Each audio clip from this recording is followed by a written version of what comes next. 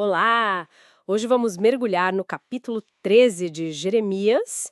É, assim, uma passagem bem forte, né? Com certeza. Cheia de simbolismo, avisos, uma mensagem bem direta. Exato. O foco é o orgulho, a desobediência do pessoal de Judá e Jerusalém, e as consequências bem duras que Deus anuncia ali pelo profeta. Vamos tentar desvendar isso. Tudo começa com uma instrução, assim, muito visual para Jeremias, né? Deus manda ele comprar um cinto de linho Isso, um cinto novo. E usar, mas sem lavar. sem lavar, é importante, e depois uma viagem longa até o rio Eufrates, o Perate, para esconder o cinto numa fenda de rocha. E Jeremias vai lá e faz, né? Obedece direitinho. Aí, muitos dias depois, vem outra ordem, volta lá e pega o cinto de volta. Uhum. E quando ele desenterra, nossa, o cinto está podre, estragado, não serve para mais nada. Uma imagem bem impactante. Muito impactante. E o fascinante aqui, sabe, é como Deus usa esse objeto tão comum, um cinto, para carregar um peso simbólico enorme. Explica um pouco mais esse simbolismo pra gente. Claro, o cinto, veja bem, representava Israel e Judá. Eles deveriam estar ligados a Deus, assim, pertinho, como o cinto fica na cintura da pessoa. Uma relação bem íntima, então. Exatamente. Para serem o povo dele, para louvor, para honra, para glória de Deus. Mas a ruína do cinto. Ah, Ela mostra como o orgulho deles, de Judá, de Jerusalém, a teimosia, né? justamente. A recusa em ouvir a Deus, a idolatria, tudo isso fez com que eles se tornassem como aquele cinto podre, inúteis para o propósito original de Deus, corrompidos. Essa ideia de inutilidade para o propósito é realmente forte. E não para por aí, né? A mensagem continua com outra imagem. Sim, a dos odres de vinho. Isso.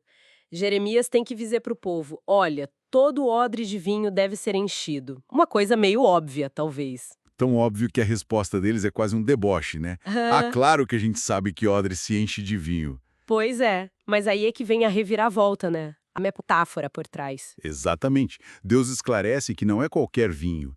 Ele mesmo vai encher todo mundo, reis, sacerdotes, profetas, o povo todo, com embriaguez. E essa embriaguez não é festa, né? Pelo contrário. Nem um pouco. Se a gente conecta isso com o resto da mensagem, essa embriaguez é um símbolo poderoso do juízo divino. É confusão, desorientação total. Tipo um caos que leva eles a se destruírem. Precisamente.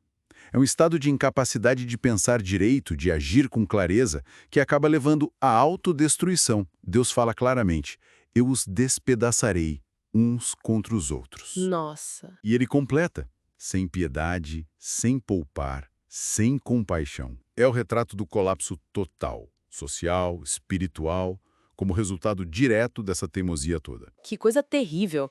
E, diante disso tudo, ainda tem um último apelo, né? Jeremias tenta mais uma vez. Sim, ele implora, é quase um grito. É, ouçam, prestem atenção, deixem esse orgulho de lado, deem glória a Deus antes que a escuridão chegue. Antes que seja tarde demais, né? Exato. Antes que tropecem nas trevas do julgamento. O próprio Jeremias sofre com isso, ele chora escondido pela arrogância do povo, porque ele já vê o rebanho do Senhor sendo levado cativo. E o aviso fica bem específico também, direto para o rei e para a rainha-mãe. Sim, a ordem é: desçam, humilhem-se.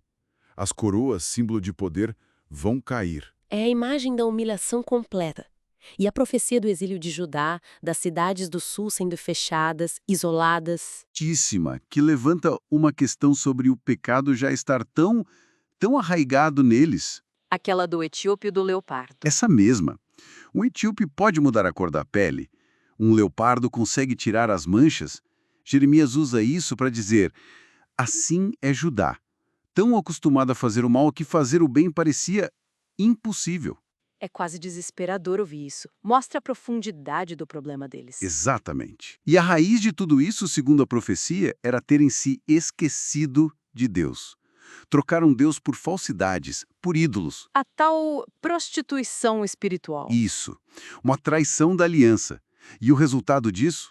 Vergonha, juízo, exposição. Então, para a gente amarrar as pontas, Jeremias 13 traça essa linha direta. Orgulho, desobediência persistente, levam ao juízo severo de Deus. E os símbolos ajudam a gente a entender isso, né? O cinto que vira inútil. E os outros de vinho que de algo comum viram símbolo de confusão e destruição? É uma mensagem dura, mas muito clara. Muito clara. E o capítulo termina com aquela pergunta que fica ecoando, sabe? Direto para Jerusalém. Ai de ti, Jerusalém, até quando continuarás impura? Essa pergunta final. Ela não fecha a porta, mas deixa no ar a urgência, né?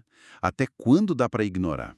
Qual o tempo limite para purificação, para mudança, antes que as consequências sejam irreversíveis? Fica essa reflexão, né? Sobre a nossa própria teimosia, às vezes, e o tempo de resposta aos avisos.